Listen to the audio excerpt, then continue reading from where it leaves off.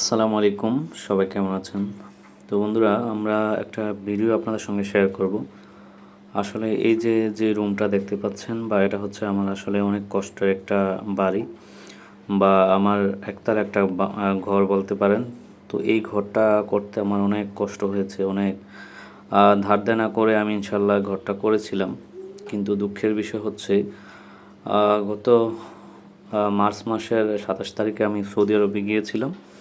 আমি হাসপাতালে যেহেতু কাজ করি, তো সেখান থেকে একটা প্রবলেমের কারণে আমাদের অনেক স্টাফদের ছাঁটাই হয়েছিল। তো সেই ছাঁটাইয়ের কারণে আমি চলে যাই সৌদি আরবে। তো সেখানে 2 বছর আমি 2 মাস কাটাই। তো সেখানে আসলে যেই ভিসার কথা বলে আমাকে কাজে নিয়েছিল, বা যে কাজ দিবে বলেছিল, সেটার কিছুই ঠিক পাইনি। তো যেই কাজ আমি করতে পারবো না সেই কাজ আমাকে দিয়েছিল। তো তার কারণে আমাকে বাংলাদেশে চলে আসতে হয়েছে। মোট কথা হচ্ছে আমি মানে ওই জায়গায় আমার একটা আহ, ভালো একটা টাকা লস হয়েছে, 5.5 লাখ টাকার উপরে।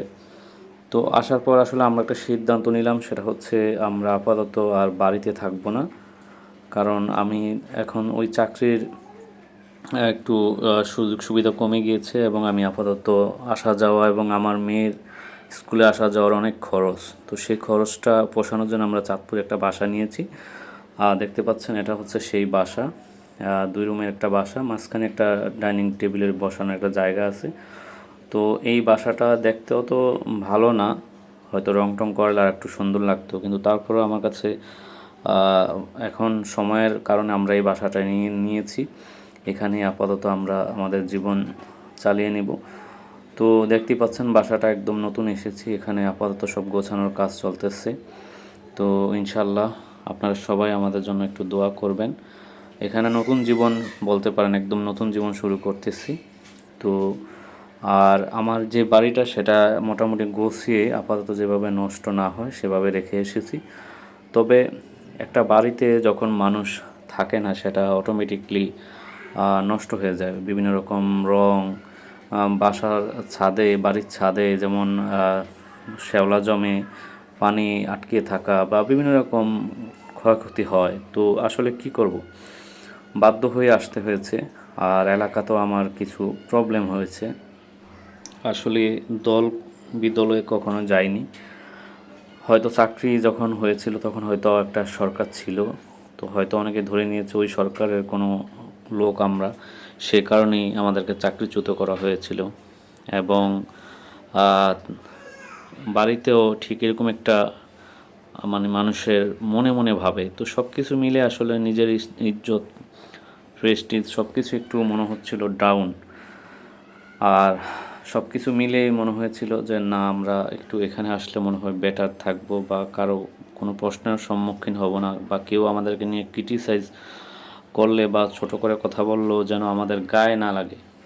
আসলে মূলত সামাজিক দায়বদ্ধতা থেকে এখানে আসা, এরকম অনেকের সাথেই ঘটে। তো এই হচ্ছে বিষয়। দেখতে পাচ্ছেন আমার ছেলে হয়তো ভাত খাচ্ছে। এবং আসলে আমি এই বাসাটায় ঘুরে ঘুরে, আমি যখন বিদেশ থেকে বাংলাদেশে আসি যেই দিন, এটা হচ্ছে জুন মাসের 3 তারিখ, আমি ঠিক যেদিন আসি সেই দিনই এই বাসাটা নেওয়া হয়েছে। ওই দিনই আমি সরাসরি আমার গ্রামের বাড়িতে না উঠে এখানেই উঠি, এবং এখানেই আমার বাড়িতে আর যাওয়া হয় না। তবে আমার আম্মা এবং আমার ফ্যামিলির লোকজনদেরকে এখানে আনা হয়েছে, এবং সবার সাথে আমার দেখা সাক্ষাৎ কথাবার্তা হয়েছে। তা আমার ছেলেমেয়ের অবশ্য এই ফিলটা এখনও বুঝে না, যেন বাড়ির কি একটা মায়া মহব্বত, বা খোলামেলা খেলাধুলার জায়গা, সব কিছু মিলিয়ে আসলে নিজের গ্রামের বাড়ির মতন বিষয়ই থাকে না। তো যাই হোক, সর্বোপরি বলবো সবাই দোয়া করবেন। ইনশাল্লাহ আল্লাহ যেন সবাইকে ভালো রাখে, সুস্থ রাখে। আমিও চাই আমার ফ্যামিলি সবাই ভালো থাকুক, সুস্থ থাকুক, সবাইকে নেক হায়াত দেওক, এবং সবাই যেন ভালো থাকতে পারে, সুখে থাকতে